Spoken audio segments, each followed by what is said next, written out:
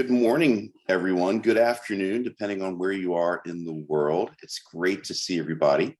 Welcome to the PNP Palace Hope Zoom call. We'll give it just another 30 seconds while people enter the room, but we are super excited to have Dr. Brian Loggie with us today.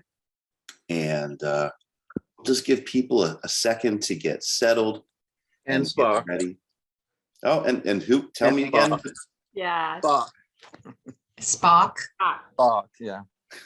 I love it. That's great. Man's best friend. Absolutely. Well, it's great to see so many faces. I'm seeing faces I recognize. I see new faces as well. So we will go through our introductory slides to help everyone get acquainted to the group and see how we operate. That's great to see everyone. People still joining. And I would ask everyone to mute. We do have a very large group today. And so please do mute your lines to keep the background noise down to a minimum. And as we're settling in here, I'm going to go ahead and go through the introductory slides. So just one second while I share my screen here. And welcome everybody to the PALS Zoom call here on Saturday. Great to see everybody. We are the world's oldest volunteer-run organization, helping patients and caregivers who are fighting appendix cancer, also known as PNP and pseudomyxoma peritonei. So again, we're glad to have Dr. Brian Loggie today. And at our Zoom calls, we've been doing this since the pandemic started in May of 2020. There's a few things we've learned. Primarily, we're here for fellowship and support. You know, we want to give you some ideas for treatment for you to discuss with your licensed physician, but we are not licensed physicians. Although we do have one today on the episode, we are not giving medical advice today. You must have your own team of qualified professionals. We are not having a presentation today. We're just doing roundtable discussion. So you're not going to see images that are scary. Yes, some of the information may be scary, but education is really an important part of success here. Participating in the forum means your identity and health condition may be shared with the public. We will absolutely be recording this today because this is going to be a popular call with Dr. Loggie here. So please do keep that in mind. And you're welcome to turn off your camera. You're welcome to anonymize your name. It's just that becomes technically difficult. So we can't guarantee you can do that. That's why we can't guarantee your anonymity, but feel free to do that, please. And then finally, you do grant permission for your likeness to be shared with the public, patients, physicians, and other interested parties. Now, whoops, looks like we've got a little bit of glitch there. There we go. That worked out well. Here's how we do this. So we're going to be on for an hour and a half today. We're going to do a hard stop if we get there that long. But please understand, we're here for you as much or as little as you want. Don't feel like you have to participate. And just if you have to go because you've got things to do, that's okay. Again, this is going to be recorded, so don't feel like you have to stay for the whole thing. We don't want you having another burden while you're definitely going through treatment for sure. You're welcome to use the chat. We do encourage that. You're welcome to share encouraging messages and contact information. So this is the PNP Pals network, and helping people connect is part of what we do. So again, feel free to use the chat. And then finally, we are here online throughout the week at pnppals.net, on Facebook at the PNP Pals network, and then on Instagram at PNP_Pals. And so with that, I think we can start to turn the conversation to Adele and Dr. Loggie again. And we've got some questions that, patients have submitted and caregivers. So we're going to start to go through those. If you have other questions today, if you look at the bottom of your screen, there's a button that says reactions, and you're welcome to go in there, and there's a button that says raise hand. And you see mine just went up, and you may have seen that my video just moved a little bit. So if you want to raise your hand, we'll be happy to call on you and get your question answered. And really, even if you can't do that and you're just waving, we'll pick up on that eventually. So I'm sure we'll have time to get to everyone's questions today. So with that, Adele, why don't we start the conversation today? I'll kick it right off to you. Absolutely. Welcome, everybody. And we are thrilled to have Dr. Brian Loggie as our guest today. And Dr. Loggie's name is a familiar name to many of us in this space. He's really been a pioneer in the treatment of PMP and, decades long experience. Currently he's the, professor of surgery and the chief of the division of surgical oncology and the director of the cancer center at Creighton University in Omaha. And I'll let Dr. Loggie maybe talk a little bit more about himself and his background, and then we will jump right into some questions. So we have a few advanced questions, and then we'd like to make this interactive and just have folks raise their hand as questions come to mind, and Dr. Loggie is willing to take those. So Dr. Loggie. I don't know what to say. I've been doing surgeries, doing cytoreductive surgery and hyperthermic intraperitoneal chemotherapy since my first case was 20 years ago at Wake Forest University. It was December, I think, of 93. It took me the better part of a year to get the protocol approved through our IRB, because they figured that I would be taking sick patients, doing big surgery, giving them chemotherapy, and essentially killing them. So initially, they only let me do 3 patients. When I didn't kill those, they let me do 9 patients. And when I didn't kill those, they actually let us expand the protocol. And then using that protocol, we also obtained a clinical grant from NIH to do our initial studies and to get started with the pharmacology component that we pursued quite a bit. So I've been doing this for a while. What I've learned is that really, if you look, the majority of patients will in fact have persistent or recurrent disease. And so it's nice to have plan A, which is always remove all of the disease and run a perfusion. But unfortunately, that's the minority of patients in many cases. So I've really had to learn how to treat patients both medically and with targeted surgeries to reduce symptoms and to prolong quality of life. So if people have questions, we can go ahead and get started. The one thing, I'm retiring in January, so I'm no longer accepting new patients. But the last project that I've got, we started several years ago. I had a couple of patients who came in who were taking turmeric on their own. And one of them was grinding up roots. So he's getting a lot of turmeric. We didn't know exactly how much. And then I had others that were taking, who came and who had a stable disease when I really didn't expect it given the clinical situation. So we started empirically recommending turmeric and adjusting the dose. And it's remarkable, but for the last 3 years, I cannot think of a patient with low-grade PMP who has not stabilized on turmeric. Now, we use large doses. It's 3 to 4 grams. So it's more than if you were having curry in every meal. But that's because we think that the curcumin is poorly absorbed. That's probably the active ingredient. And so that's the rationale for the dose. But that dosing, 3 to 4 grams, seems to be very, very well tolerated. Obviously, it's inexpensive. It's acting as a broad anti-inflammatory agent, but it also probably is acting as an NF-kappa B inhibitor. So in other words, it's potentially also an oncologic drug. But what's wonderful is no side effects, unless you count the fact that people who have arthritis and muscle aches and pains and things like that find that goes away. Not the worst side effect I've ever heard of. That's not a bad thing. It's not a bad side effect.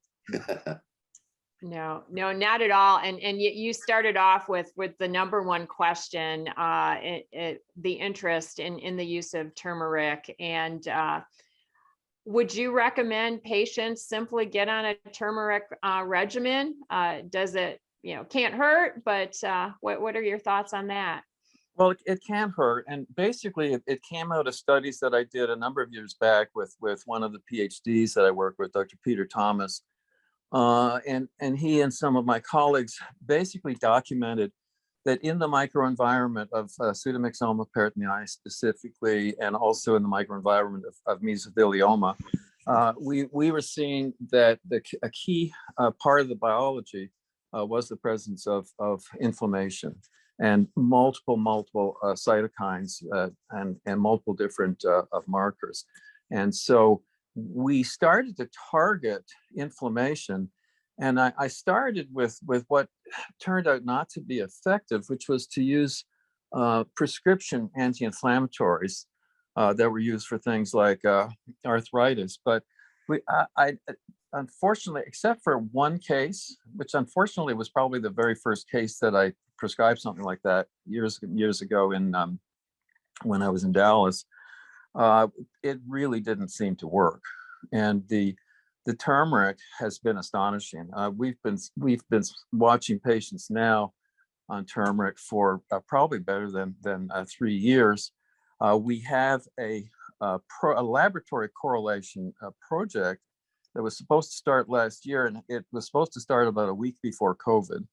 And everybody, the whole lab and the whole program basically got shut down. So I'm hoping that we can get that at least rolled out. And I do have money from generous patients in order to fund that. So before I leave Creighton, I'm going to make sure to transfer that money over to them and to continue to meet from time to time with the team. And the biologist, the PhD that I worked with on the initial inflammatory studies, Peter Thomas, is also going to be helping me with this project. So, and what we're trying to do on the laboratory side is to first, everybody's taking different kinds of turmeric because we have no idea, how to recommend one brand versus another. So part of what we were going to look at was what's the activity level in the turmeric, what just to document and characterize what patients are taking. And then what we want to do is to improve or enhance absorption. Now, absorption can be enhanced by taking turmeric with the fatty portion of the meal. In India, they take it with a glass of warm milk. And so that does facilitate absorption. But our PhDs, PharmDs, I should say, are telling me that currently absorption is less than 5%. But they're hoping to increase that by a very substantial amount, which hopefully would make this even more effective, because I think that these are valid observations. I obviously haven't done a randomized double blind because we are basically making an empiric observation. And obviously this is not a prescription drug, it's a nutritional supplement or a food, basically. It is. There are a few questions in the chat. One, could turmeric help with nerve damage? It might, because it does have a broad anti-inflammatory effect. And we certainly see other muscular aches and pains get better. I think that's the kind of thing that could also be addressed with certain diets. Okay. And does it conflict with anything else like Avastin and Exolida? No, we've not seen any conflicts. We've not really seen any side effects. And we do have people that a few of them are still on some form of chemotherapy. Usually it's a Xeloda, but not always. And we've not seen any obvious interactions or problems. Does the form of it matter? Ground, pill? Most people are basically getting either a 500 or 1,000 milligram capsule, and then they're taking 6 or 8 of those a day, however they want to take it. It doesn't matter if it's all at once or if it's divided.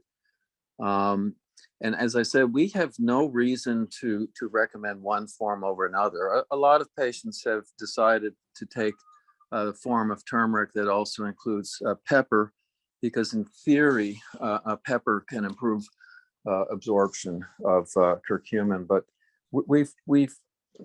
I've not seen that proven anywhere. Okay. And so what benefits can turmeric have for someone with lamin? Well, that's a broad question, but basically, unless they've got PMP, or if they're developing PMP, I mean, there's a biology there.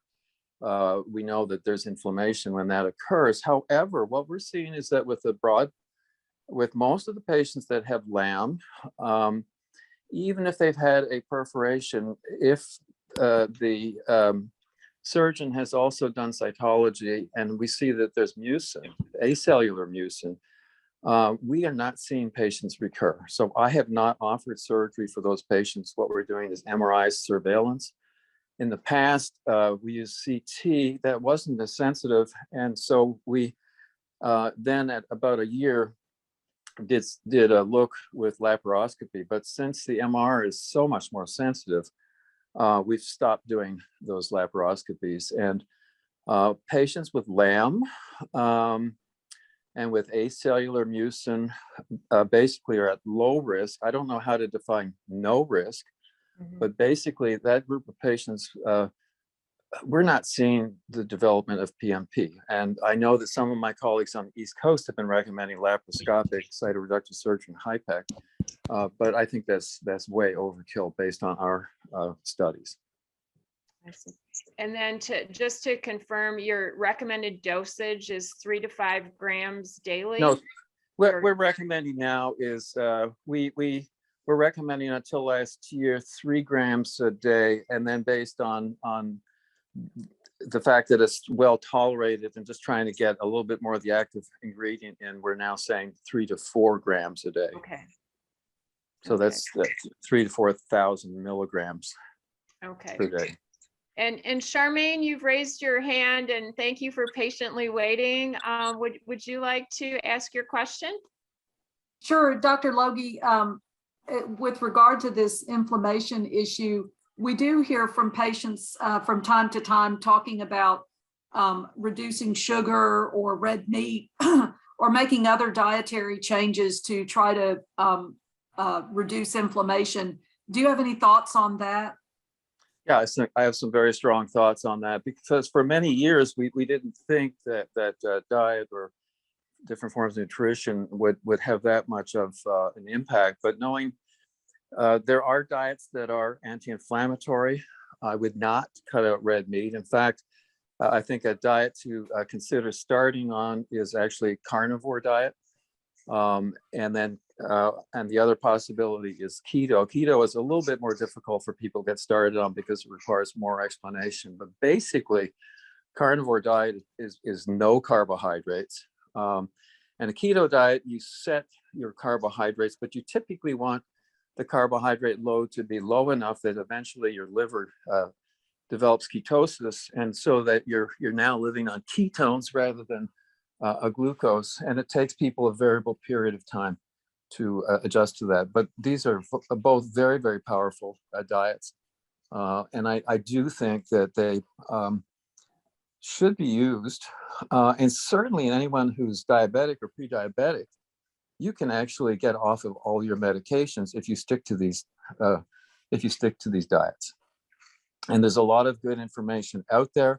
I think the best source for information about keto and about carnivore, any of the paleo-based hunter-gatherer diets, is on a site called Let's Truck, all one word, LETSTRUCK.com. And they have a tab called University. And if you go in that, there's a lot of information about these diets, how to do them. And there are also courses that are very reasonable. They're very clear. They're very comprehensive. And I'm completely impressed with that site. It's actually devoted to the health of truck drivers. and part of the reason for that is truck drivers tend to die at an average age of 57 with things like heart disease and especially diabetes. And so the goal here is to improve their health. And it does seem to do a remarkable job. For those who are interested, there's also a Sirius XM channel, I think it's 146, Road Dog Trucking. And from 10 to 1, that's Central Time, is what I actually have to translate for yourselves. There's a fellow by the name of Kevin Rutherford who talks about that. And then every Wednesday from 12 to 1 is all completely devoted to health. And you get a lot of information there about these different diets. Wow, that's a lot more than I expected you to say. That's wonderful. And I'll just throw in that one of our informal slogans here that we adopted from one of our patients, Gary Brown, is keep on trucking. So this will be easier for us to remember. Thank you.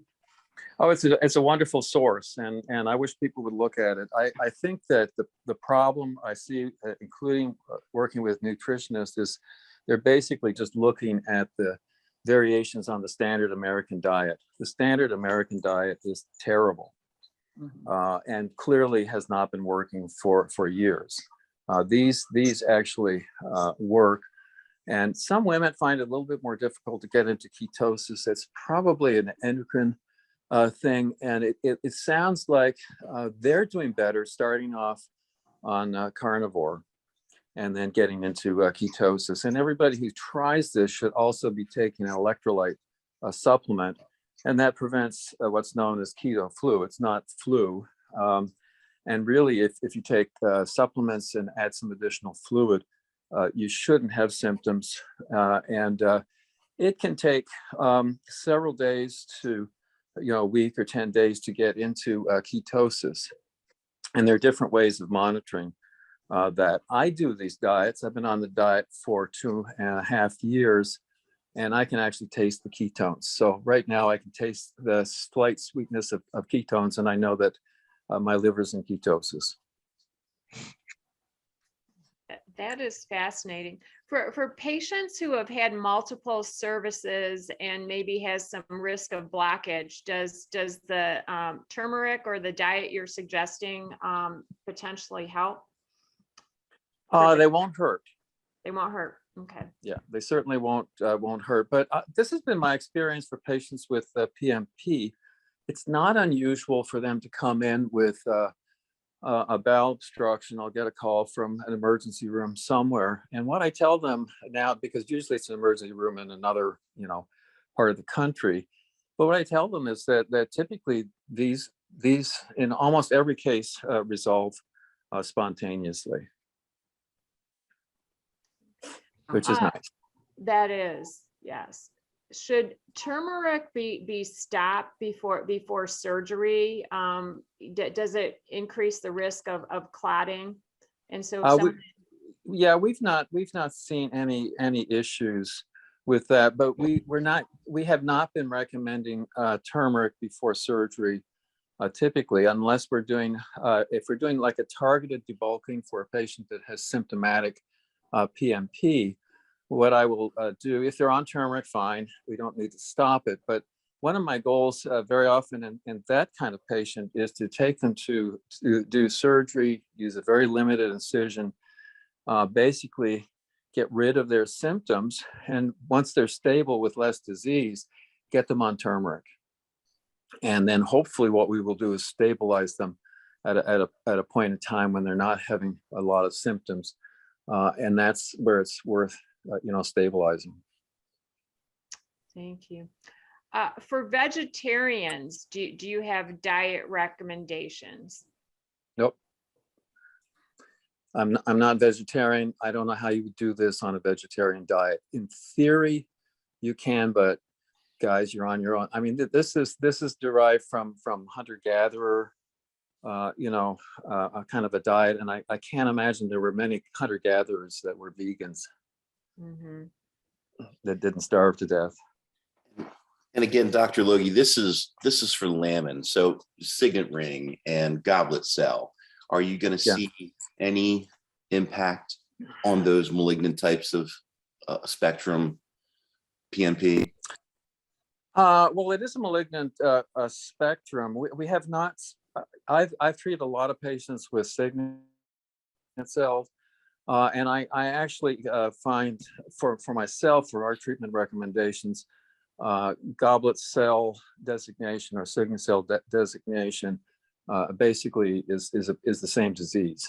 And in fact, when you get it reviewed by your pathologist, if it came in with a diagnosis of goblet, then invariably they're going to call it signet and vice versa. And so those patients all require systemic chemotherapy. Yeah. And so, and then typically we would use upfront systemic chemotherapy and then gauge the response and then decide if it's appropriate to go back in and consider resection and running a HIPEC. And so I know that our survival is much, much better than other series that we've looked at, but I don't have the figures in my head right now. Sure. But so basically turmeric is going to work on our low-grade lamin, but yeah, it's really... I mean, for sure. Well, LAM, I don't even use the term LAM. I'm low-grade PMP. LAM by itself is not actually in our hands, has been very unlikely to go on and cause a PMP. Somewhat surprisingly, actually. And again, we continue to welcome questions on the turmeric and diet. One of the advanced questions related to HIPEC causing nerve damage in the abdomen, and so we have a patient that their bowels are slow, and they've been on a low fiber diet for a few years and are distended and blocked. Any suggestions for this patient? It's what it made. I don't know what drug was used. I know when I started doing HIPEC, sorry, I'm pushing my little dog away. When I started doing HIPEC, I started with the drug mitomycin, and I dropped mitomycin from my arsenal many years ago because I found that carboplatin worked much better for all of my cases, whether it was ovarian or mesothelioma or variants of PMP. It causes much less inflammation than mitomycin. Mitomycin unfortunately causes a peritonitis. It prolongs time for the bowels to get started again, and it's actually a nasty drug. And we started with that for a number of reasons. I then considered changing the drug, and the reason for considering changing the drug was that when we measured in patients, there is in fact an enzyme that, or an enzymatic system that is necessary to get the mitomycin functional. And we found that probably somewhere about a third of patients had a mutation such that they were not activating the mitomycin. So if you knew they had that mutation, which we've defined, then you would need to choose another drug, basically. And so that is actually what prompted my change finally to adopt carboplatin. Initially, I had carboplatin I adopted for ovarian cancer and mesothelioma, but in the test tube, carboplatin, oxaliplatin, and cisplatin all act in the same way. So they're broken down to the same basically backbone, and so if you have disease in a test tube, all those agents are interchangeable. However, carbo is a much safer drug in our hands, to the point that we now have our average hospital stay with these surgeries is 4 days. Wow. Yeah, so we don't have the ileus, we don't have the small bowel shutting down side effects, we don't have the peritonitis side effects typically. I mean, you can get some issues, but it's not the majority of cases now. It's a very small minority of cases. And I think you're more likely to see some kind of a scarring reaction if you're doing more than one high pack. Is that work published, Dr. Logie, with the mutation that renders a third of patients? Yes, we published that. I think it was around 2000. It was but you can just look up my name Mhm. and mitomycin and mutation, and it should come up. Okay. So the mutation is described. I was trying to get it on board as a PCR test for years, and I finally just gave up on our laboratory. And as I said, now I don't need it because instead of identifying those cases, I use carboplatin in every single case. Wow. That would be so helpful across the board. Pray Tap, did you have a question? Yes. What if somebody already has had multiple surgeries and PMP and continues to have blockage issues, and the tumors are beginning to grow again? What can prevent the growth of tumors? Well, we've been using turmeric to stabilize low-grade PMP. For higher grade disease, we're recommending that patients continue to receive systemic chemotherapy, either something like FOLFOX, FOLFIRI, or the oral 5-FU agents, Xeloda. Well, my doctors have ruled out chemotherapy. I've had 4 sessions of chemo, and they have ruled out surgeries, but the tumors continue to grow recently for the last 18 months or so. And, well, it's okay. The devil's in the detail, and I obviously have not seen your scans. We use MRI for scanning because it gives us a lot more information. But we've defined our own set of sequences because MRI basically is all just electronic sequences. So we have a specific set of sequences that cuts the time of scanning down by about 45 minutes to about 45 minutes and gives us the sequences that we're looking for. The other thing is that surgery is not necessarily really ruled out. One of the other reasons for following people with MR is to see if, particularly if you're symptomatic at a particular time, we want to see if in fact there is a specific portion of the bowel that can be targeted if symptoms persist or if it becomes a complete blockage. The thing about PMP though is that because it's relatively non-invasive and because it's relatively slow, then in a lot of cases the bowels can sometimes adapt to what's going on. It's not ideal, but it's you know, so you may still have symptoms, but as long as you're able to maintain your weight and to eat and your bowels work, then you're ahead of the game. Every time you do a repeat surgery, you increase the risks that you're going to take a difficult situation and make it worse. Okay, thank you. Mm-hmm. Dr. Loggie, can you educate us a little more on the term LAM versus low grade? And you know, often, as you've heard already, we use these terms interchangeably, but can you educate us a little more on the terminology? Yeah, and you should not be using them interchangeably. LAM is a specific designation. It's low-grade adenomucinosis, and you can choose to look at that as basically a low-grade neoplasm, probably not a cancer.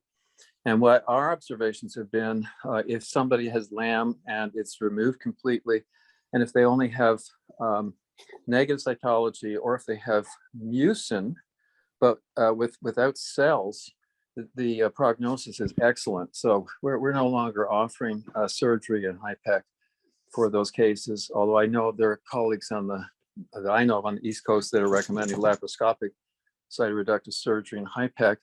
But in our hands, we're running 100% survival, no recurrences, and so I view that treatment is overkill.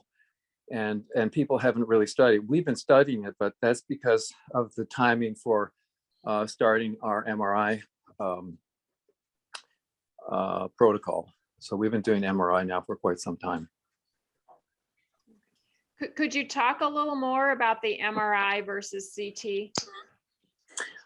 What the MRI does is that there's a number of sequences that are very helpful, and they basically are sequences both with contrast and without contrast.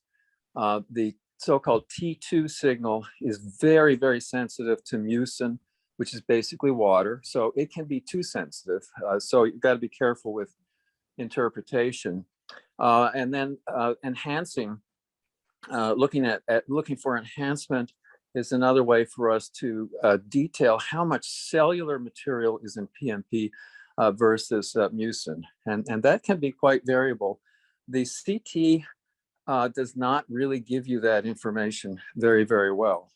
So the MR gives me much, much better information prior to surgery, particularly about the cellularity. And for low volume disease, if you're following somebody because you think that there's a risk for them to develop PMP, then MRI is hands down much, much more sensitive than CT. We've learned in other presentations that the MRI is much more difficult for the medical professionals to read, and what kind of skill and experience is needed in your mind? It is. Well, first you need to start with somebody who has good experience in MR. In my case, I started with a radiologist who did several fellowships in different kinds of MRI. And so going back through the sequences and some of the initial MRs that we did, we basically modified the sequences. But you need to have an experienced radiologist. The other thing that I do, and I don't know what other people do or don't do, but for every case that comes to see me, nearly every patient gets an MR before they come over to my office. I go over to radiology and then I sit down with the radiologist. That way they have the clinical information. They're not doing a black box interpretation, and I'm seeing the images as well. So, but I can tell you that the learning curve for MR is long and steep. I feel comfortable reading CT scans, but on MR, I'm more likely to be able to miss things. And so there are only several of my colleagues in radiology that I go to that have the experience in MRI.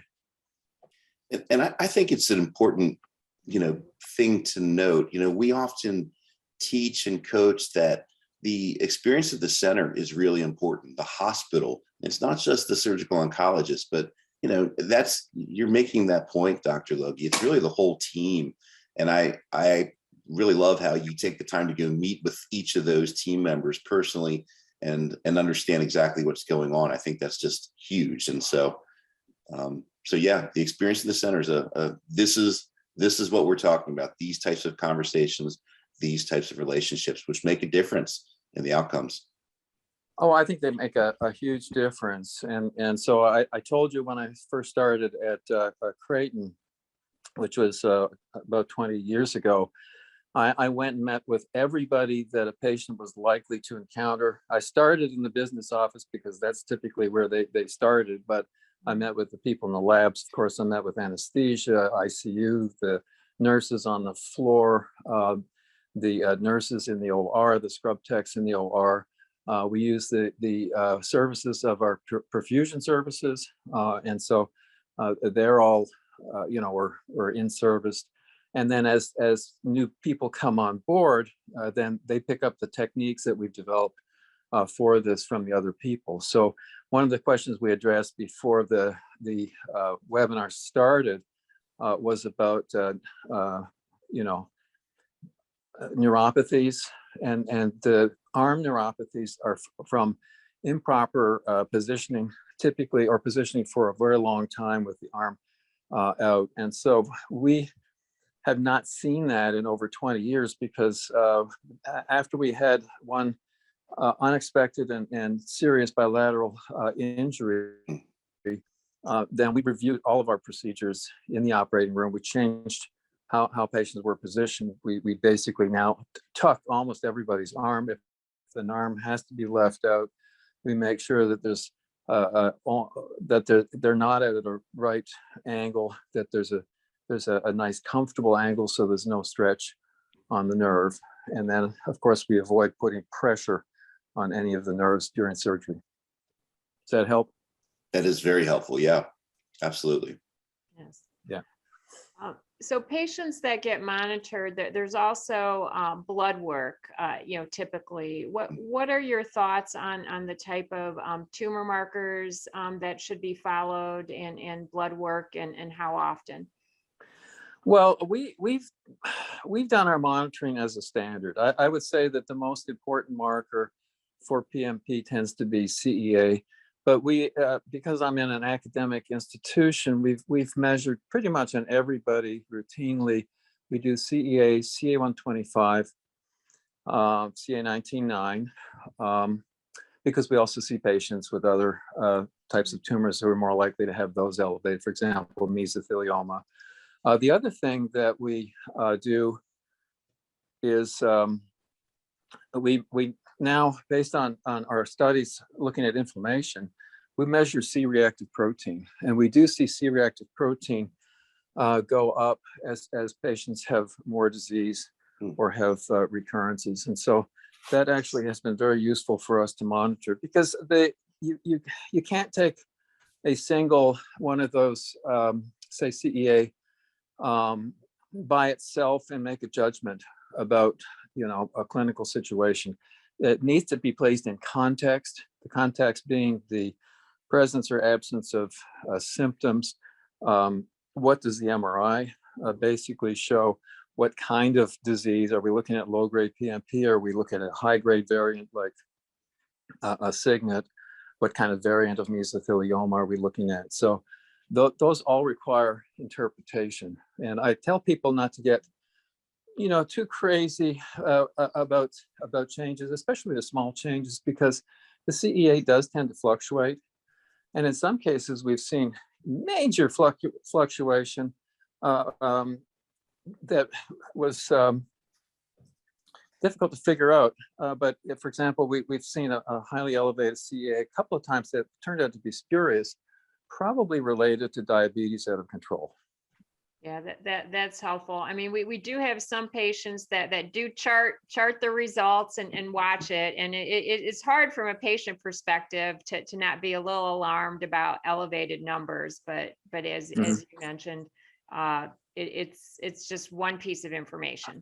Yes, and if there's a big change, the problem with CEA is it can take a while to go down, but you can get spurious lab results as well. So it's really important not to make some kind of critical judgment without checking it again, but realizing that if it's elevated, but it's for another reason and it's coming down, it takes about 4 weeks to metabolize CEA. So you actually have to wait for a bit of time in order to do a valid judgment, and then preferably you want to compare the same lab. Mm-hmm. Is the C-reactive protein, is that a typical blood result that labs are going to understand, or Yes. are there? Okay, that's a standard. Yeah, it is. Now, I've been doing it as a standard. That's what I use post-operatively to monitor patients, especially if they've had chemotherapy, because white count to me is just voodoo. I tell that to the resident. I mean, if they try to tell me what the white count is, I say, well, fine, I don't care. I want to know the C-reactive protein, and I want the patient daily standing weight. Those to me are the two most important things on our post-operative protocol. Can you talk a little bit about the use of Keytruda? Well, not really. I mean, we have more experience with that with mesothelioma. So I don't have enough experience with that with PMP to comment. Okay. Yeah, and you might be able to see the question in the chat of a patient that was put on Keytruda and developed a rash and sores. And so unsure if it is related to the Keytruda or the FOLFOX. Mm-hmm. Probably more of the Keytruda, I would think, because you can get autoimmune issues with that. But we have not been recommending that in combination with chemotherapy for PMP variants. What advice can you give to patients that are in watch and wait, that have had their surgery, but still have disease, and at what should the monitoring protocols be, and what should they expect in terms of a future surgery?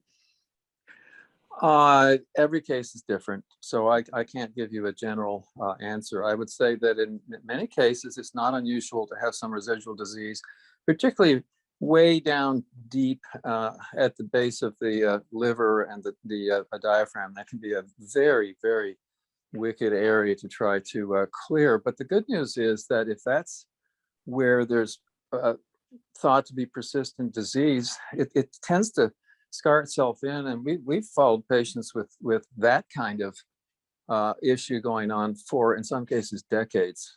Wow. And in other locations, that's why we follow patients. But I have gone to doing scanning less and less frequently. So initially, if I'm concerned about something, we'll get a new baseline scan after surgery, and then based on that and how things went with the surgery, then we'll decide to go to either 6 months or 1 year. And then in patients that are not having a lot of evolution of disease, we're typically looking at 1 year. If we've got people that are evolving on treatment or we're changing treatment, then we can go anywhere from 3 to 4 months to 6 months. We don't do monthly. Mm-hmm. No. Okay. Can you talk a little bit about when there is involvement of the small bowel? Involvement of the small bowel, there's basically two kinds of involvement of the small bowel. There's the small bowel mesentery, which can be involved. And depending on the volume of disease and the kind of disease, you may be able to resect that completely. Early on, the serosa of the small bowel typically is spared by low-grade PMP. And so very often you can get by without resection. In some places, for example, adjacent to the appendix, if it started as a ruptured appendix tumor, then sometimes you have to resect the bowel just because of bulky disease that cannot be debulked without removal of small bowel. But we go out of our way to try to do cytoreductive surgery without removing as little bowel as possible. In some cases, hopefully none. Thank you.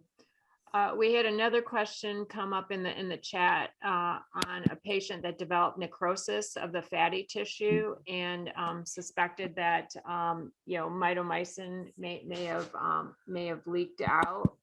Is that what you were referring to? Have you heard of that before?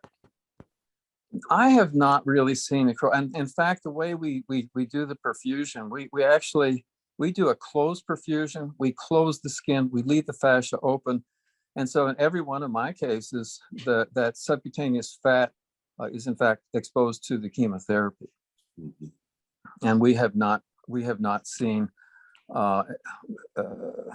fat necrosis that we could attribute to that. Well, and again, you're using carboplatin as well, right? So not the No, but I use I taught a lot of people around the country are still using mitomycin because I taught them how to use mitomycin. So I was one of the first people to go and in-service different institutions. And at that time I was using mitomycin. I've told my colleagues at meetings that I no longer use it. It's a terrible drug, but I haven't really got much of a response. But in my practice, that's what I've been doing for years.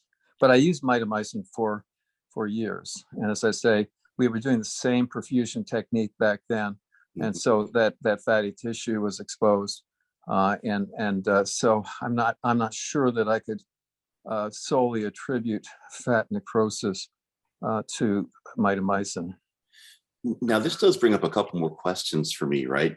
One question is, if you do high PEC and then there's a clear failure recurrence within a year, and then switching the chemotherapeutic agent, that's one question. And then chemosensitivity testing, right? So testing in the lab with some of the tumors and trying different agents. So I'd love to get your thoughts on both of those things. We did chemosensitivity testing for years. In fact, I did it in my own laboratory when I started in the 90s. I don't find it useful. Okay. It may be more useful for selecting certain systemic chemotherapy options, but you have to remember that no matter what drug you're using for high PEC, you've got a very, very high concentration. And the way to get around some of these issues is to use a high concentration. And so when we do high PEC, we're getting test tube concentrations of drug. Here, little guy. Whoop, there we go. Yeah, absolutely. So for the benefit of the audience, chemosensitivity testing is when they're going to take sample of the tumor, and in the laboratory, they'll split that sample up and then apply different chemotherapies and see how that tumor responds. This is not FDA approved. This has not clinically been proven to give clinically useful information. We now look for broader information. So the people, we use the lab in Phoenix, typically if we're doing this, and especially for the overt cancers. And so they are in fact doing that kind of testing. Sometimes that can be helpful. The other thing that they're looking for is to see if the number of mutations that are present, and see whether the patients will be a candidate for immunotherapy. Unfortunately, only about 5% of patients with the higher grade malignancies like signet cell will have those mutations. Yeah. Now, the other question: have you ever had a patient that you used one of the platinum drugs, they failed, and then you switched to something else later for successful high PEC? Have you had an experience like that? I haven't had to switch, and the reason for that is that if a patient has failed cytoreductive surgery and high PEC within 6 to 12 months, guess what? That's not an effective strategy. So those are not the patients that we would take back to the operating room. I'm looking for people who may recur, especially if they have a finite volume of disease, in a time frame of 2 or 3 years or more, because then you're bringing what has already been an effective treatment basically back on board. But if you have somebody that has a rapid failure, then it makes no sense to go back and do cytoreductive surgery and high PEC, whether you change the drug or not, in my opinion. Okay. Well, and I want to take a moment to talk about that right there too, because my concern right now is for what patients who might be in that scenario are thinking. And what runs through my mind is one of my good friends, Jerry Lewandowski, who is the president of the Research Foundation. So his experience with a different surgical oncologist, I think he switched to melphalan. They started with mitomycin C, total failure, came back within 6 months, a year, I think it was, and they switched to melphalan, and that proved very successful for that particular case. So different specialists have different experiences and are willing to try different things, and so just everyone should keep that in mind for sure. Another question that came in the chat: do you use 5-FU for patients not right for surgery due to the small bowel involvement? And how successful has that treatment been for signet cell? Well, that's a couple of questions there. Mm-hmm. Yes, we've used 5-FU or oral variants of 5-FU's LODA, for example. And that's particularly in patients where I'm concerned about seeing progression of more biologically aggressive disease. So either systemic therapy, which could include 5-FU alone or in combination with other drugs or as an oral type of agent. What we're looking for there is stability. And so in somebody who's not having a lot of symptoms, if they're stable, you can follow them for a long time. And that's, there's nothing special per se that I see as far as, talking about it being involving small bowel. There's different ways the small bowel can be involved. Okay, thank you. And then, back to the testing, so because of the mucinous, the mucin in the sample, oftentimes it's difficult to get enough material to do an adequate test. Do you have, is there any education for the, interventional radiologist or whoever's taking the sample on how to take an appropriate sample for PMP patients? Well, the problem with PMP is that in some cases, particularly with low-grade PMP, the cellularity can be very low. And so if you have interventional radiologists getting material for you, you may come back with just seeing a mucin. You may or may not see any of the cells that are producing the mucin. But honestly, then, particularly if you're using MR, the picture tells you what the diagnosis is. And then as far as other lab testing like chemosensitivity testing, like I said, we looked at that for a long time, and for low-grade PMP specifically, we have dropped that. I do think that tumors arising from the appendix are different from tumors arising from the right colon, based on what we've looked at, and we think there's a quite high likelihood that KRAS will be mutated in all forms of PMP. And that may also be one of the factors that's causing a production or overproduction of mucin.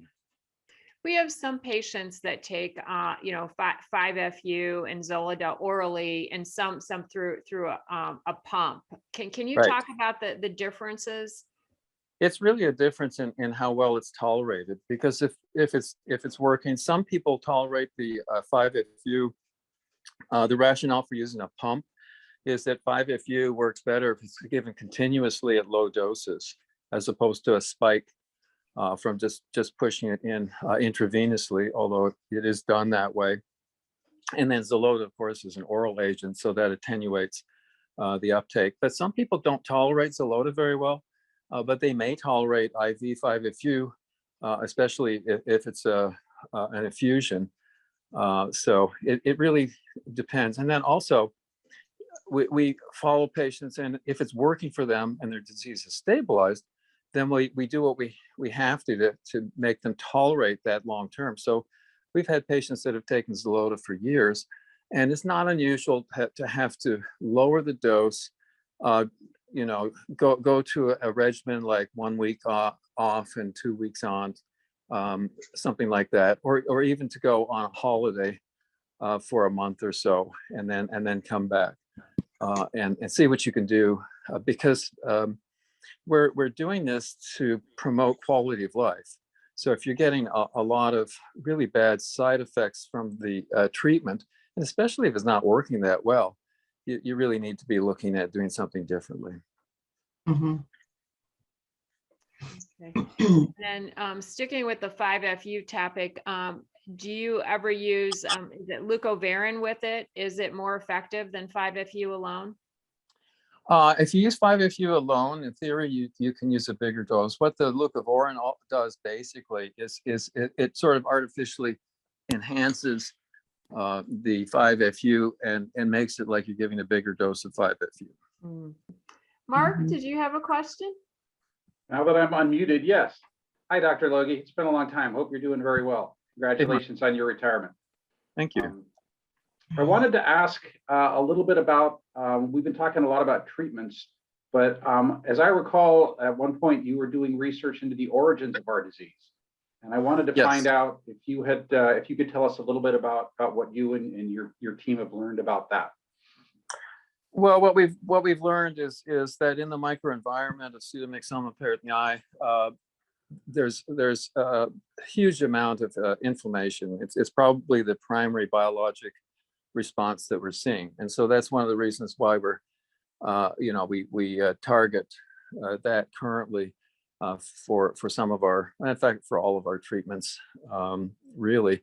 In terms of the etiology, the factor that surprised me that we turned out was that we're not seeing PMP or appendix neoplasms inherited. We thought that it would be similar to what we see with right-sided colon tumors, where there's about 5% familiality, and we are just not seeing familiality.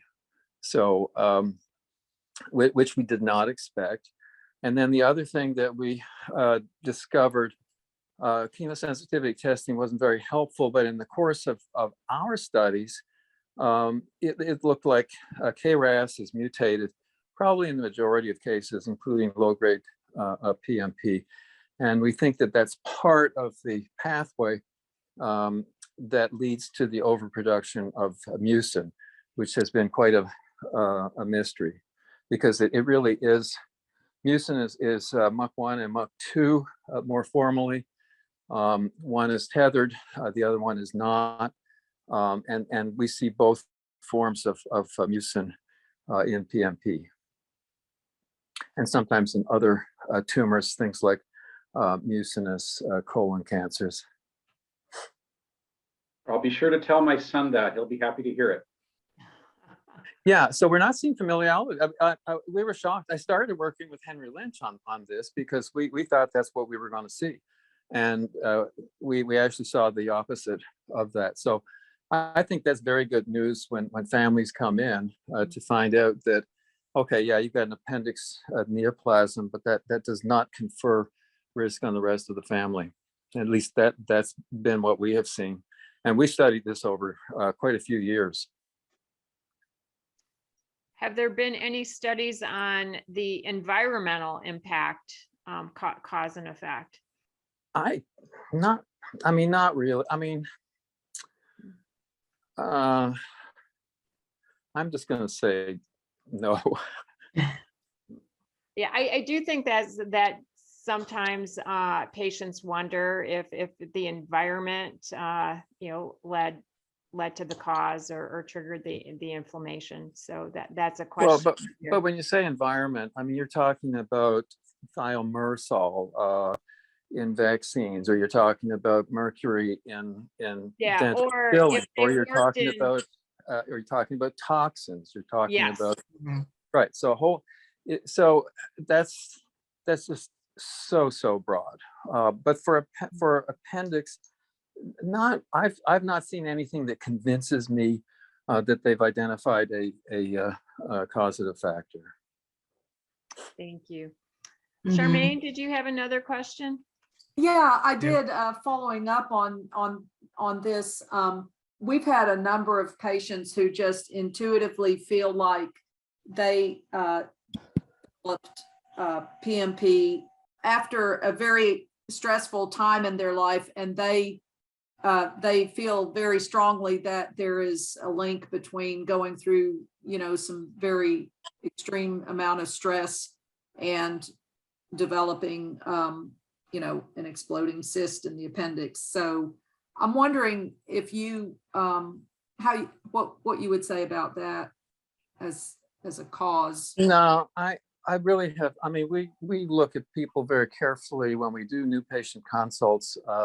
I changed my practice 20 years ago when I came to Creighton, and actually I changed it in Texas. But one of the ways that I changed it was that we did new patients received an hour and a half of consult time, so that we had lots of time to level the playing field and to go over things and understand what's going on. And then follow-up patients, our typical time slots are half an hour after they've been scanned. So it takes a lot of work to set up a practice that way. And that's where Holly Sennett, my nurse practitioner, has been absolutely invaluable. And the other people that work with her to do scheduling, because almost all of our patients come still out of town. If that statement was true, I think everybody has been stressed to the max over the last 2 years now with COVID. That's a good point. Mhm. Thank you. Another question we had from a patient in the chat that had recurrence after 3.5 years, and they were not eligible for HIPEC during the second surgery due to the amount of mucin. And so in your opinion, when is a patient not eligible for HIPEC? Okay. The simple answer is that if you remove all visible disease, which is plan A, then obviously they're candidates for HIPEC, and that's where the most benefit is demonstrated. There are other patients that have ascites. They've got disease that's too bulky to completely remove. But for them, in some cases, doing HIPEC for palliation for ascites, and this is more especially with high-grade tumors. For low-grade bulky PMP, we have used the strategy of following patients, and then if they become symptomatic, particularly if they've got a large mucin collection that's causing a lot of symptoms and bowel obstruction-like symptoms, then we do a small incision. We use special instruments, and we get out of as much of that as possible. That also gets rid of all the cytokines that are in that mucin, and they're very high levels that are pushing the systemic inflammation, which is the other reason why we see the elevated C-reactive protein in people that have a chronic elevated C-reactive protein. Then we're also seeing anemia of chronic disease. And I don't do HIPEC in that situation. What I do for those people, though, is try to get them asymptomatic, good quality of life, and then I try to stabilize them with turmeric. Oh, that's good. And yeah, the follow-up with this patient, I guess the issue was the stickiness to the scar tissue that was not able to be removed. Right. And sometimes that happens. And a prior HIPEC, especially if mitomycin was used, mitomycin is terrible for leaving adhesions. I have been using anti-adhesion therapy for many, many years, and I'm afraid most of my colleagues don't, but there's a spray that can be used that we found very, very effective at reducing adhesions. The other thing that's effective at reducing adhesions was the fact that when we changed to carboplatin, there's so much less peritoneal reaction, so much less itis, if you will. And then we've been using a spray that really does a lot to reduce adhesions. And I don't know why more of my colleagues don't do it. Part of the reason I went to that was, we were able to find after a period of time of observation that it was very, very effective. I have colleagues in GYN who do a lot of pelvic adhesions, and they were actually able to study this prospectively and document, how effective this kind of therapy can be. But when I was younger, I was seeing so many cases where people that had prior surgery, either I had done it or in many cases, other people had done it, and just fighting your way in to try to get stuff done and realizing that, we can prevent these adhesions. It makes it much, much more feasible to go back and do second or even third surgeries.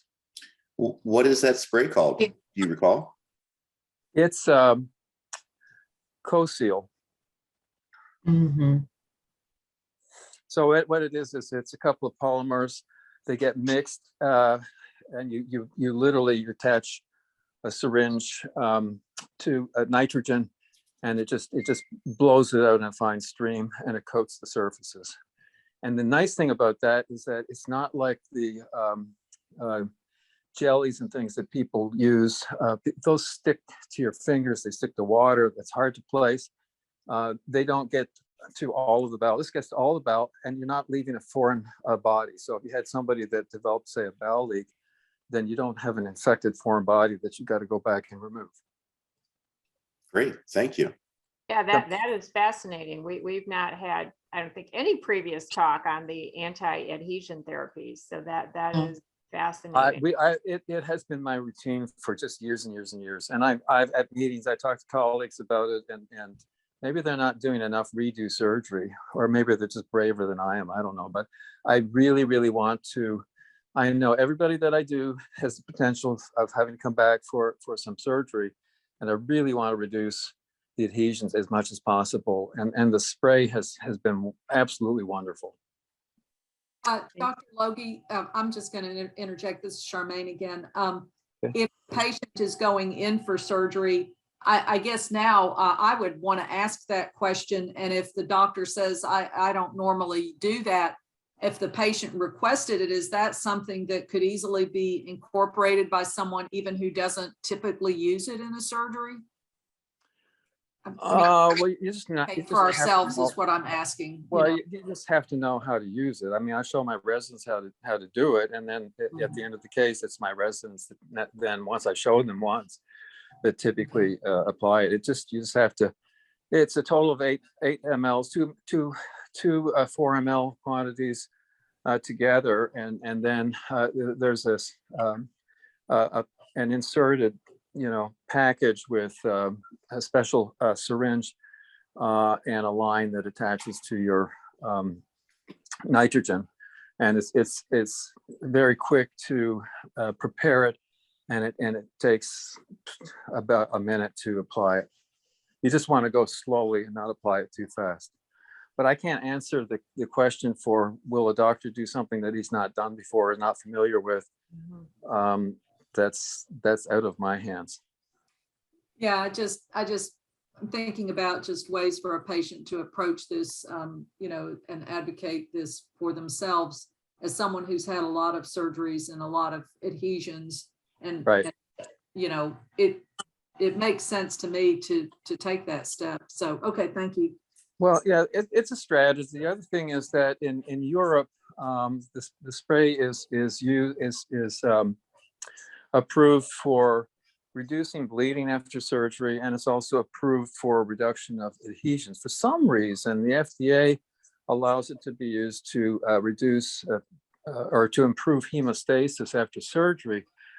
They've not included prevention of adhesiolysis there. So, but we've been using it for years and years and years and years.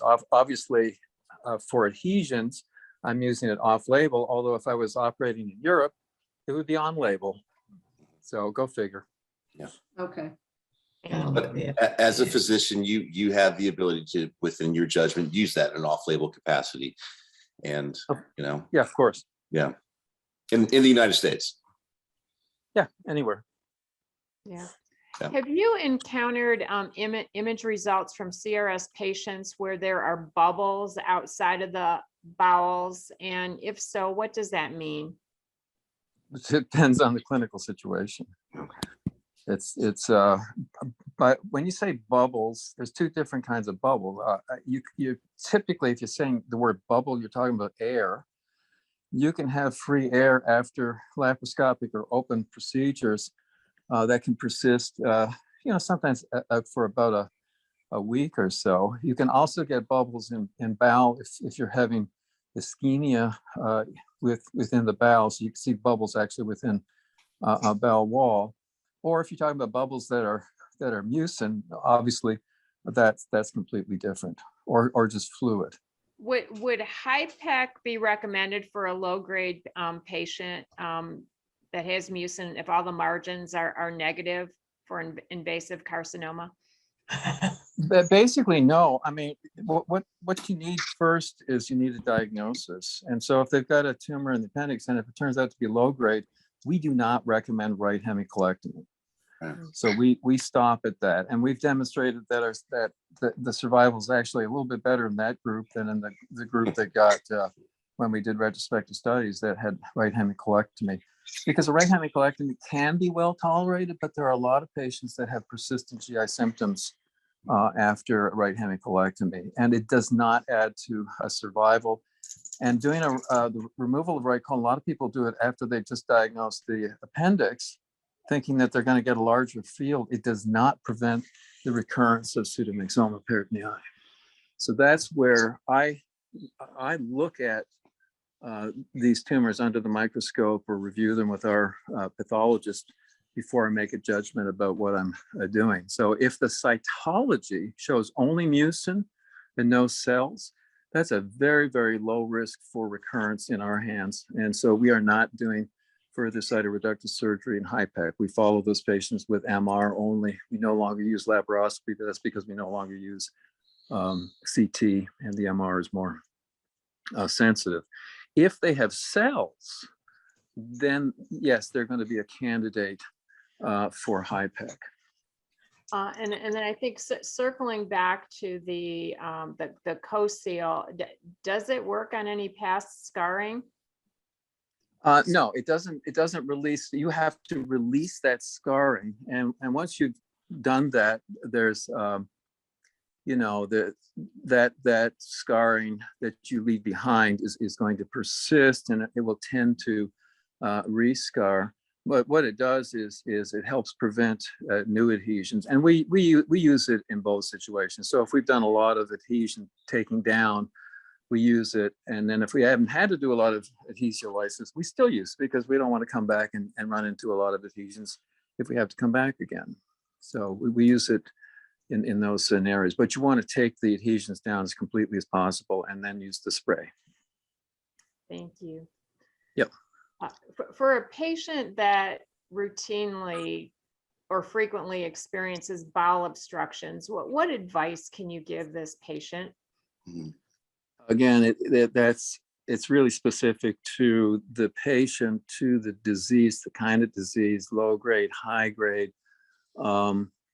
And what we look for is whether this can be treated. In order to treat something like that, you need to define where to go, because in some cases there are a lot of adhesions you can't get everywhere.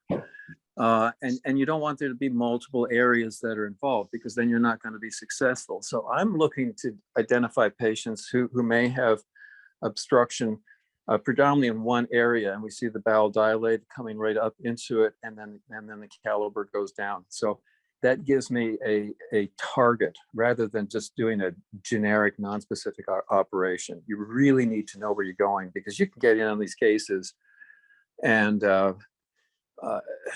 not do any good because you don't know where to look, especially if there are a lot of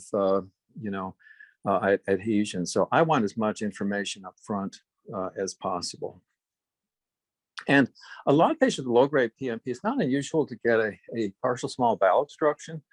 They typically get better. So if they're in an emergency room somewhere, I tell them, bring them in, put an NG tube in if they're vomiting. Otherwise, just let them lie around with an IV for a day or two and see how they do. And they typically get better. So patients that have that kind of scenario, once in a while, I had one in my office this week, and she did what I advised her to do, which was she felt the symptoms coming on. She just stopped eating, lay down, and went back over to fluids when she her distension went down, and she was passing gas again. Do you feel there still needs to be education for the non-specialist community? We still talk to patients that initially still get misdiagnosed and have a surgery, and it wasn't the right treatment for them. And Right. How much more movement needs to happen there? That's getting increasingly difficult, and that's because of the politics of medicine these days. And what's happening is that a lot of places now, they're setting up their own organizations. And for rare diseases, they sometimes, there's a group I used to get a lot of patients from in Chicago for a lot of years. What they did, though, was they basically, that group kind of fired the doctors, hired them on under them, and then circled the wagons.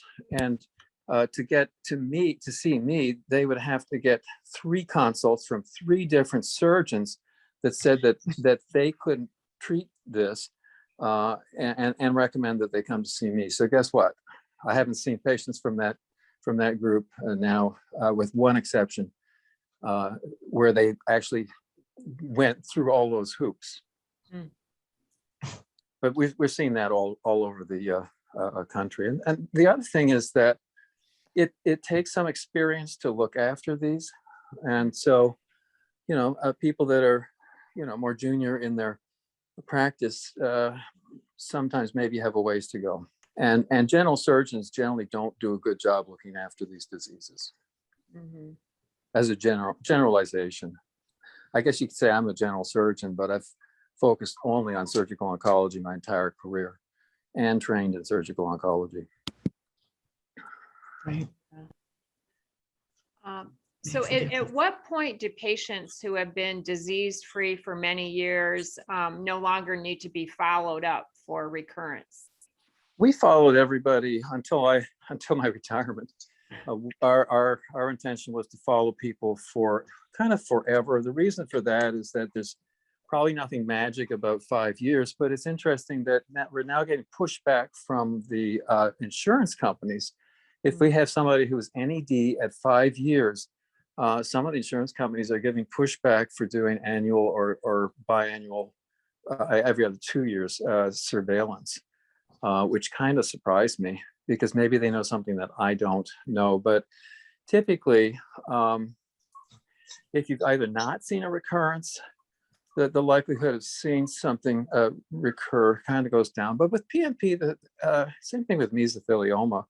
It's not unusual for there to potentially, if you started with large volume disease, have disease that will slowly recur over time. Thank you. Mhm. Just back on the turmeric, and you've made it clear that it has a benefit for low grade. High grade patients, of course, chemotherapy, but could it help in some way, some of the high grade? Well, it certainly doesn't hurt, and we certainly see an inflammatory response with all grades and with a whole variety of different tumors. It's just that we kind of fell into the turmeric with patients that actually had a little bit more than high grade or low grade biology, that basically their disease just stabilized. And when we saw that, there was no reason not to recommend it because the dose is empiric, but we got that from patients that were successful at those doses. I mean, Yeah, I'm hopeful it can be used for a whole variety of tumors, but I'm done. Well, we're going to go to our normal commercial break because we're almost at the end of the hour and a half. But before we do that, as you're retiring and as you reflect on your longtime career and you're truly a pioneer, in this, what advice can you give for us patients, and what do you think are some of the future treatments? I think you have to be comfortable with the physician, whether it's a surgeon or a medical oncologist that you're working with. What I've learned over time is that I make decisions about treatment based on quality of life.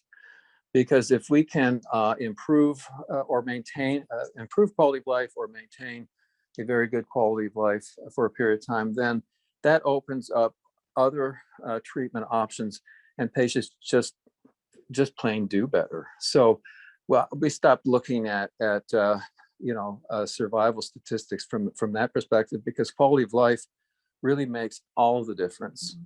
Well, I think, okay, we're going to go to our brief commercial, and then we'll wrap up with any final questions. Well, we want you to know at PMP Pals, we are here 7 days a week, 365 days a year to support you. And there's lots of ways we support you. Obviously, we've got a physician presentation today. And again, we're very grateful for Dr. Loggie for being here and sharing his experience and knowledge with us. This is going to be a favorite presentation. There's no question. But please do keep in mind the different ways we support you. All of these different programs that you see here are all delivered free of charge. We do that just to pay forward what Gabriella Graham did for us. You see her right here in the middle above the info at pmppals.net email. But that's Gabriella, and she did this for us. And quite frankly, that's why the members of the board are here to continue doing this. So, please do use these emails that you see here. We do take notes about patient cases, and we do send these things to you at the best of our ability. But please, this is a time for you to start asking for help from your church, from your neighbors, and from us. And we're happy to do it. And again, it is all free of charge. None of the members here, or the board members here, are being paid. In fact, it costs us all money. So we do ask for your financial support to help us continue paying this forward, and doing these free programs and having physician presentations like the one you're seeing today. One of the easiest ways for you to do that is to go to smile.amazon.com and register PMP Pals as the organization you support. Then we get 0.5% of all your purchases. And that stuff really adds up really fast. And of course, you can go to the website and there's a PayPal link there you can use to donate. So, but please do consider giving to help support and continue this moving forward. And then again, finally, just stay connected. Jen in our marketing group, she does keep messages going out throughout the week. And we really believe hope is just essential for your success. And you're going to find hope there on Instagram and Facebook if you watch those posts throughout the week. So stay tuned there. But again, thanks for all you do. It's really appreciated, Dr. Loggie. It's been a great presentation, and we're not done yet. We've got more time for sure. Yeah, I've been a patient of Dr. Loggie since 2011 and would like to thank him publicly for his great care over the years. It's obviously greatly appreciated. That's great. Well, thank you very much. And I've got to say a word about Gabriella. I knew her quite well and visited with her a number of times, and she was amazing. And I never could figure out how she could do as much as she did. And I'm not surprised that it takes an entire team of people to replace Gabriella. Yeah. Yes, for sure. Yeah, we wonder about that all the time too, Dr. Loggie. Be able to do so much. Yeah. Well, Thank you for saying that. Dr. I mean, we mentioned you're retiring, and the question has come up. Are you willing to connect with patients, or if we have patients that have questions for you, can we forward them to you? Well, my skill set doesn't go away right away. One of the reasons for the timing for retirement is I decided 10 years ago that I would never do a renewal of my American Board of Surgery. And there are a number of reasons for that. I'm actually angry with the American Board of Surgery. And so that expires at the end of December. And I guess that means that magically I can no longer be a surgeon again or something like that. How these certifications basically, work. But I'm not going away. And Holly knows how to get in touch with me.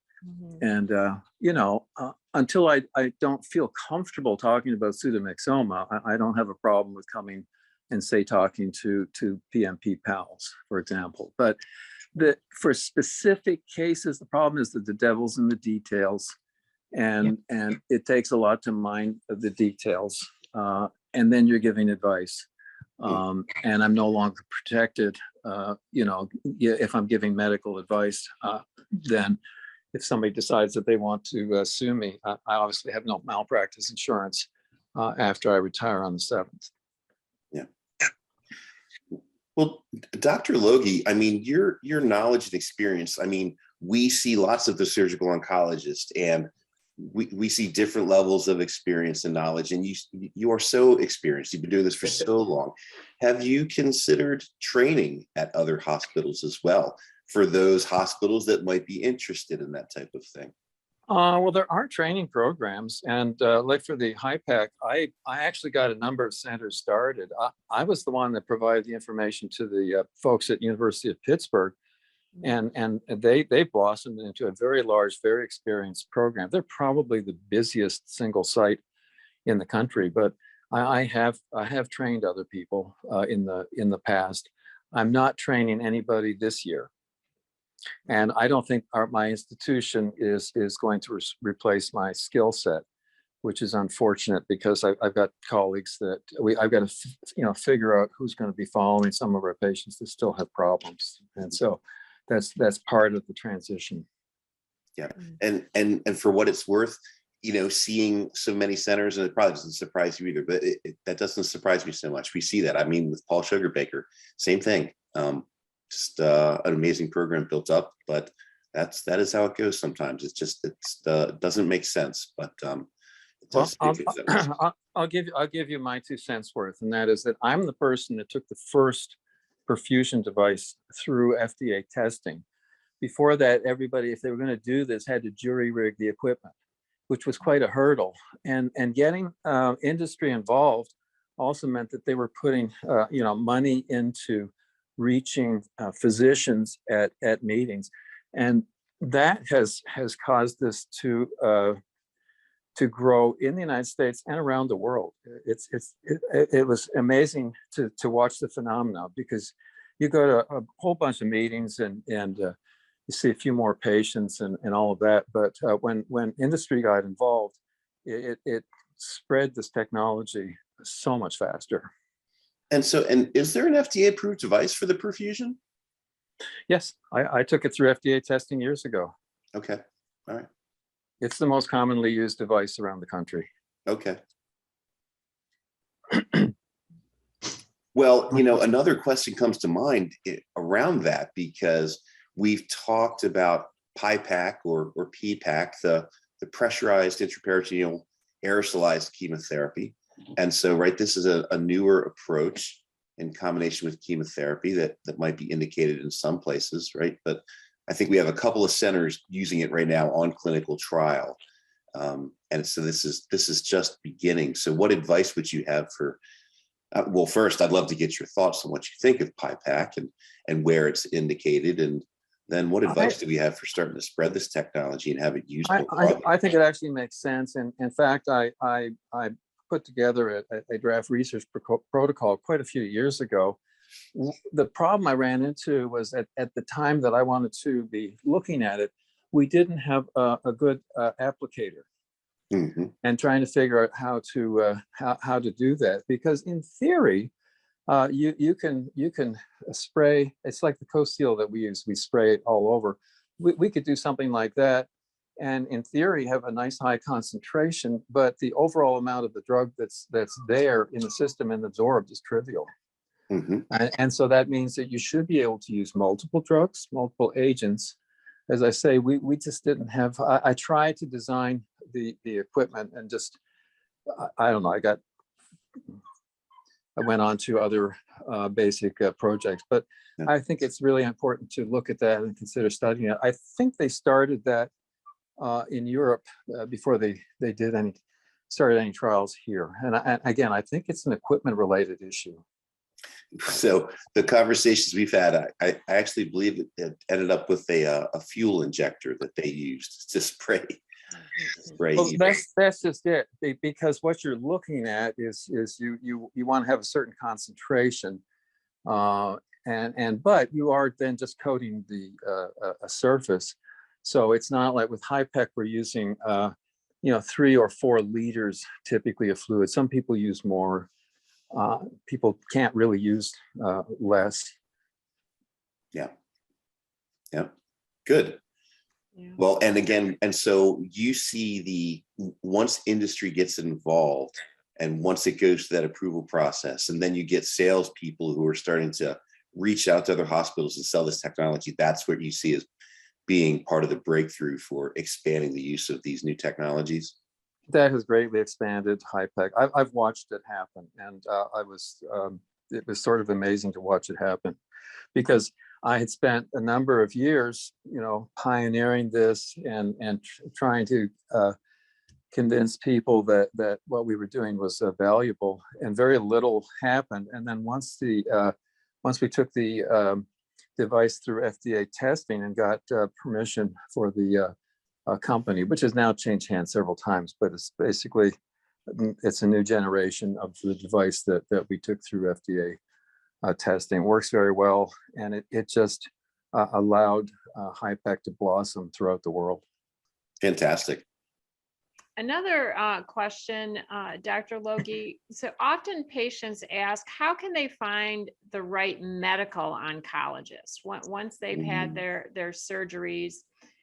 And is there a system or a way for them to find a medical oncologist used to dealing with peritoneal patients? Well, you need to ask them what their experience is. Sometimes it's not important. I mean, for certain cases, like for example, Signet cell, we're using the same regimens we use for colon cancer. So any medical oncologist worth his or her salt is able to treat people with those regimens, and it's not a big deal. There's not really much in the way of experimental therapy that we use. It is nicer if they have some background, so you can ask about that. But I think the more important thing is to sit down, discuss with your medical oncologist. Make sure that they have a plan for you. A lot of people come to me and they haven't really got a plan other than, well, we're going to give chemo. And then my question is, okay, and then what? If the chemo works, then what? If the chemo doesn't work, then what? And so I think they need to be comfortable with their medical oncologist. We do see patients that just don't like their medical oncologist, and that interferes with that can interfere with the comfort levels, and it can interfere with therapy, quite frankly. Right. And so these decision points and this collaboration necessary for success with this particular disease, do you see that patients have to be more involved, working and making sure those communications are happening versus other diseases, Dr. Loggie? Do we have to be more advocating patients? Well, I think that's true for all diseases. And I actually like working, for example, with lawyers. And the reason I like working with lawyers is, A, I'm not afraid that they're going to sue me, but what I like about them is they ask a lot of questions and try to level the information playing field. And I think that helps in the long run for people to really understand what their situation is. And then they should also be understanding what their options are at different points. That's something that I do. Not everybody's a candidate for surgery, but I may have recommendations for something else. Other times they may be a candidate for certain types of surgery. We also use chemotherapy up front for the higher grade malignancies. So we've got a strategy for plan A, plan B, and typically plan C and plan D. Could you comment on immunotherapy for patients that have done chemo and surgeries? I've not seen anything that makes, we have not seen anything, at least in the laboratory, that suggested that immunotherapy is going to be routinely helpful for any of the variants of PMP. In theory, it might be helpful for those that have more aggressive variants, some variants of Signet, but I've not seen any catalog of results or any published observations. Thank you. Mm-hmm. One quick clarification on your maybe not practicing as a surgeon after you retire.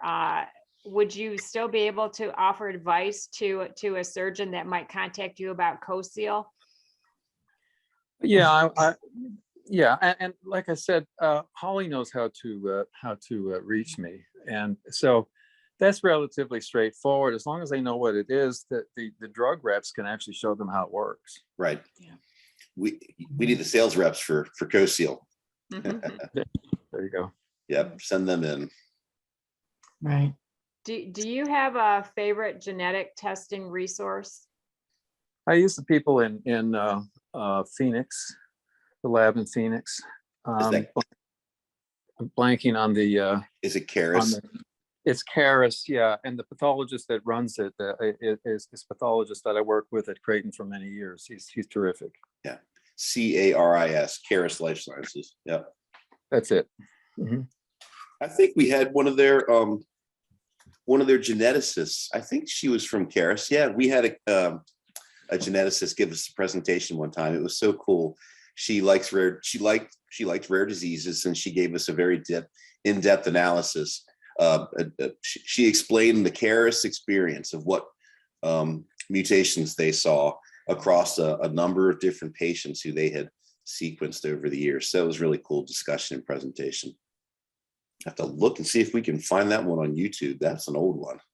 Well, we are past the hour and a half. Are there any final questions for this session? Although we will announce at this point that Dr. Loggie has generously offered to also do a Q&A similar to this on our Tuesday, December 14th call at 3:30 p.m. Eastern. So if you'd like to see more of Dr. Loggie, please attend that, and we'll have some additional folks. And we may even see Holly. Is that right, Dr. Loggie? Oh. She says she's going to try to attend. She's usually too tied up with her kids and shopping and stuff on Saturdays. So I wasn't expecting to see her today. Wow, great. One of the things I wanted to add, thank you for sharing about having the patients needing to have confidence and be comfortable with their surgeon and their medical oncologist. There are several that are not, and they're afraid to get that second, third opinion. What are your thoughts on that? I always recommend a second opinion, and if they, you know, and that includes people that have come to see me if they have any questions that they feel they haven't answered. Like I said, we actually have structured my practice so that we can spend a lot of time with patients, and the rationale for that is to level the educational playing field, so that hopefully we've got pretty much everything covered, and we've provided them with a plan, and not only plan A, but B and C, and the rationale for that. Many Thank times you. people come to us to look at treatment options, and they may not be candidates for surgery, but they may be candidates for several other things. And so it's important to list those and how you would use them and why you would change. Thank you. Pratap, did you have a question? Yeah, any comments about the immune therapy? No. We're seeing it useful for mesothelioma. I think that for I doubt it's going to be that useful for PMP. It's actually miraculous for stuff like melanoma, but the biology is completely different. Thank you. Yep. What about PET scans in identifying tumors? Okay, if we're going to talk about PMP, let's start with low-grade PMP. Typically, a PET scan is not useful. An MRI is more useful. For the higher grade tumors like the cygnets, sometimes a PET scanning can be useful for following patients. Even there, we typically use as our standard scanning MRI scanning. And in selected cases, I may request a PET CT. But generally for peritoneal disease, a PET is not that helpful. Well, I think we are at time. Our heartfelt thanks, Dr. Loggie, that this has been an amazing session, and we appreciate the interaction and your sharing your vast knowledge. Well, thank you very much. And actually, I do have to go. Okay. The timing works. Okay. Well, we'll see folks on Tuesday. Thanks so Yeah. much, everybody. Thank you, Dr. so Loggie. And much. we'll You're see everybody welcome. Tuesday. Have a great weekend, folks. Bye-bye. Bye-bye.